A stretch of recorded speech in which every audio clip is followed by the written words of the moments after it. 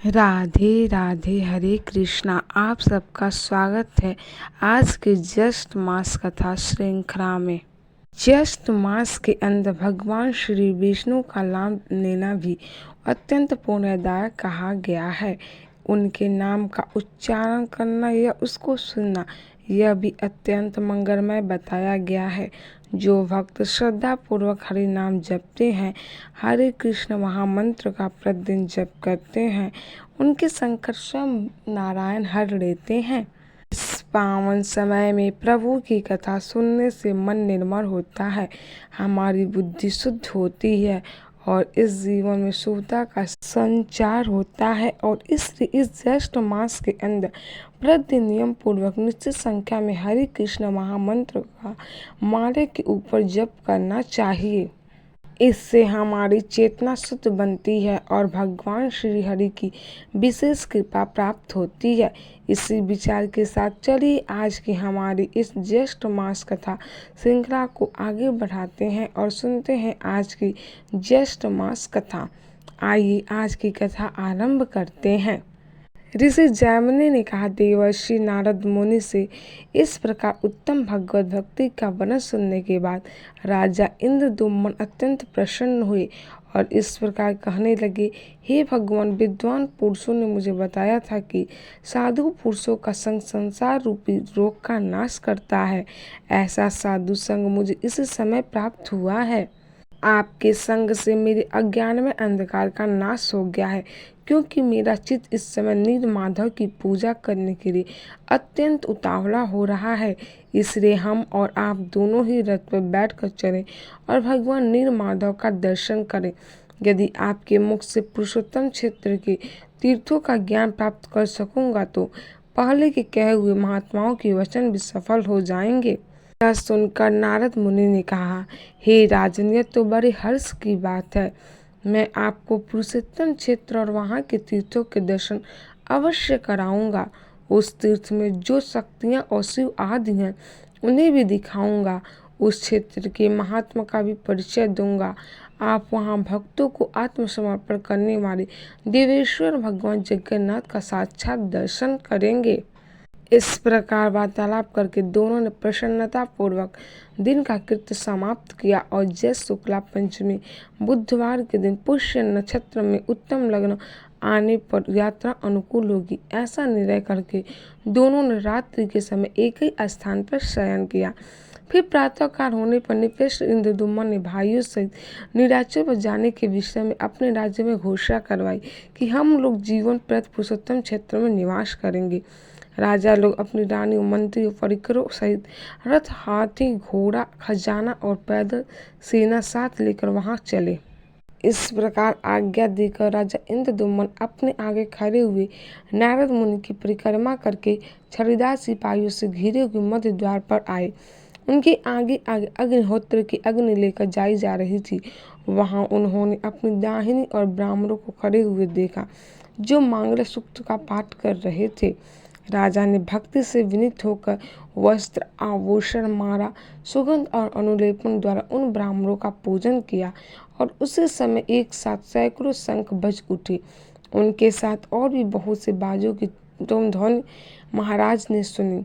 उसके बाद वे मंदिर में भगवान विष्णु का दर्शन करने चले गए, जिनका स्मरण करने से मनुष्य हर प्रकार के कल्याण का भागी होता है। दिव्य सिंहासन पर बैठे हुए उन्हीं माँ भगवान विष्णु का दूर से दर्शन करके उन्होंने साष्टांग प्रणाम किया। उपनिषदों की वाणी से उनकी स्तुति की और दुर्गा देवी के चरणों में मस्तक झुकाया। तत्पश्चात उन दोनों देवताओं की परिक्रमा करके उन्हें पालकी में बिठाया और उनके आगे करके प्रस्थान किया। बाहर के दरवाजे पर पहुंचकर उन्होंने अपना रथ तैयार देखा। परिक्रमा करके वे नारद जी के साथ उस रथ पर बैठे। राजा इंद्रदुम्न के रथ के दोनों ओर उनके अधीन राजाओं के अनेकों रथ शोभा पा रहे थे, जो अनेक प्रकार के अस्त्र शास्त्रों से सजे हुए थे और ध्वजा पताकों से सुशोभित थे। उसी समय पूर्ववासी भी अपना अपना सामान लेकर तैयार हो गए और घोड़े, खच्चर, ऊंट इत्यादि वाहनों पर चढ़कर वहां से चल दिए। राजाओं की सैकड़ों रानियां नपुंसक सिपाहियों से घिरी हुई अनेक प्रकार की सवारियों पर चढ़कर राजभवन से बाहर निकली। बड़े बड़े राज्य अधिकारी और विशाल सैनिक भी उनकी रक्षा में तत्पर थे। राजा के सामंत, मंत्री, सेवक, पुरोहित, ऋत्विक और राज्य के व्यक्तिगत सेवक भी हर प्रकार के उपयोगी सामान और पदार्थों को लेकर साथ चल पड़े। कोष के संरक्षण में नियुक्त किए गए राज कर्मचारी साला खजाना साथ लेकर शीघ्र ही प्रस्थान करने लगे, जो अवसर के अनुसार राज सेवा में उपस्थित होते थे। सामान बेचकर जीविका चलाने वाले सेठ, व्यापारी, मारी आदि अपने अपने विक्रय की वस्तुएं लेकर राजा की आज्ञा का पालन करते हुए चल पड़े। जिसके लिए जो मार्ग सीधा प्रतीत हुआ वह उसी से चले। नीलाचल पर पहुंचने वाले कठिन से कठिन मार्ग के द्वार भी लोगों ने यात्रा की। महाराज इंद्रदुम्न ने समस्त पूर्ववासियों और हर्ष में भरी हुई चतुरंगी सेना से घिरे हुए थे। जंगल का रास्ता जानने वाले पुरुष जो मार्ग बताते उसी से राजा यात्रा करते थे। मार्ग के दोनों ओर आने वाले देशों और वनों को देखते हुए वे बड़ी शीघ्रता से यात्रा कर रहे थे। महानदी के तट पर जहाँ वृक्ष बहुत कम थे, वहाँ पर्वतीय गुफाओं के कारण जो स्थान अत्यंत प्रसिद्ध था, वहाँ उन्होंने अपना अपराह्न काल का आवश्यक कृत्य किया और फिर सेना का पड़ाव डाला। फिर अपने पुरोहित के साथ नदी के जल में उतरे और स्नान करके देवताओं तथा पितरों का तर्पण किया। तत्पश्चात विधि पूर्वक भगवान विष्णु की पूजा की। नारद मुनि के साथ बैठकर भोजन किया। जब सूर्य अस्ताचल के शिखर पर पहुंचे तब सायंकाल की उपासना पूरी करके राजा सभा में बैठे। उस समय उन्होंने श्रेष्ठ वैष्णव का चंदन, माला और तांबूल से पूजन किया। उसके बाद भगवान के सर्व पाप हारे चरित्र का श्रवण करने के लिए सिंहासन पर बैठ गए और वहां पर बैठे हुए नारद मुनि से राजा ने इस प्रकार कहा, हे भगवान, आप वेद और वेदांगों के निधि हैं, भगवान के प्रिय भक्त हैं। आइए, अगर मुझ पर आपकी कृपा हो तो भगवान विष्णु की लीला कथा रूपी सुधा से मेरे मलिन अंतःकरण को शुद्ध कीजिए। देवर्षि नारद मुनि और राजा इंद्रदुम्न इस प्रकार अभी बातें कर ही रहे थे और उसी समय द्वारपाल ने समीप आकर सूचना दी। द्वारपाल ने कहा, महाराज, उत्कल देश के राजा आपके द्वार पर उपस्थित हैं और श्रीमान के चरणारविंदों का दर्शन करना चाहते हैं। राजा ने कहा, श्रीमान ओढ़ू नरेश को शीघ्र ही भीतर ले आओ। उनका दर्शन करके हम सभी लोग पाप रहित हो जाएंगे। महाराज का यह वचन सुनकर द्वारपाल ने शीघ्र ही राजसभा में उत्कल नरेश का प्रवेश करवाया। अपने वैष्णव मंत्रियों के साथ राजसभा में प्रवेश करके और देश के राजा ने इंद्रदुम्न के वंदनीय चरणों को सादर नमस्कार किया। फिर उन वैष्णव नरेश को उठाकर महाराज इंद्रदुम्न ने उनका सत्कार किया। अपने आसन पर ही बिठाकर विनय युक्त वाणी में कहा, हे राजन, अब कुशल से तो है न? नीलाचल शिखर निवासी भगवान माधव तो वहाँ विजय पूर्वक विराज रहे हैं। क्या आपकी निर्मल बुद्धि भगवान के चरणारविंदों में लगती है? समस्त प्राणियों में सम्मान चित्त रखने वाले आपका मन भगवान में अनुरूप तो है न? यह सुनकर उत्कल नरेश ने हाथ जोड़कर विनम्रता पूर्वक कहा, हे स्वामी, आपके चरणों की कृपा से मेरी सर्वत्र कुशल है। दक्षिण समुद्र के तट पर जंगलों से घिरा हुआ नीलाचल विद्यमान है, किंतु वहाँ लोगों का आना जाना नहीं है। भगवान नीलमाधव भी वहीं है, परंतु इस समय प्रचंड आंधी के कारण उठी हुई अधिक बालुका राशि से वे छिप गए हैं।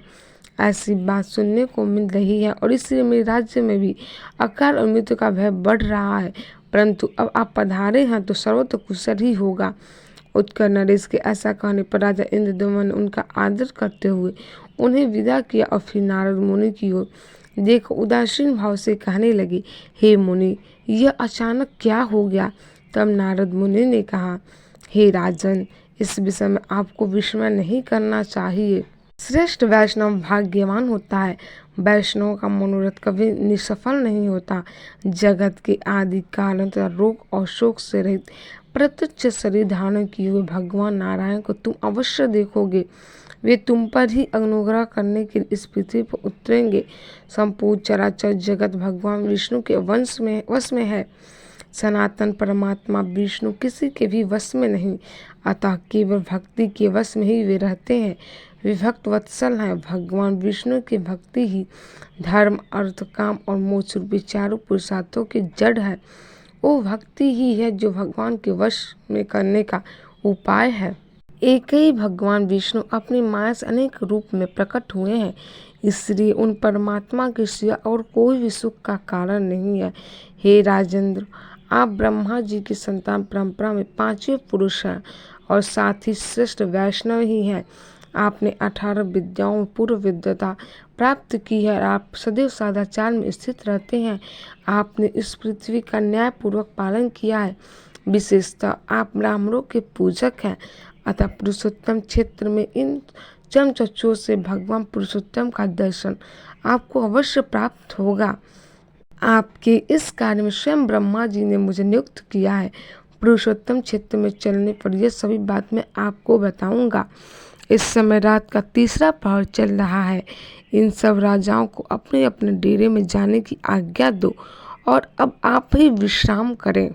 इस प्रकार कहकर नारद मुनि शांत हो गए। राजा के मन में संशय अभी भी समाप्त नहीं हुआ था, लेकिन आखिर इसके पीछे का रहस्य नारद मुनि बस आने वाले कुछ समय में उजागर करने वाले थे और इसका हम श्रवण करेंगे हमारी इसी ज्येष्ठ मास कथा श्रृंखला की अगली कड़ी में। अगर आप भी इस रहस्य को जानना चाहते हैं तो आपके अपने चैनल भक्ति वजन को सब्सक्राइब करके रख लीजिए और हमारे वीडियो पसंद आ रहे हैं तो वीडियो को लाइक, शेयर और सब्सक्राइब करना ना भूलें। मिलते हैं आपसे अगले वीडियो में, तब तक के लिए राधे राधे।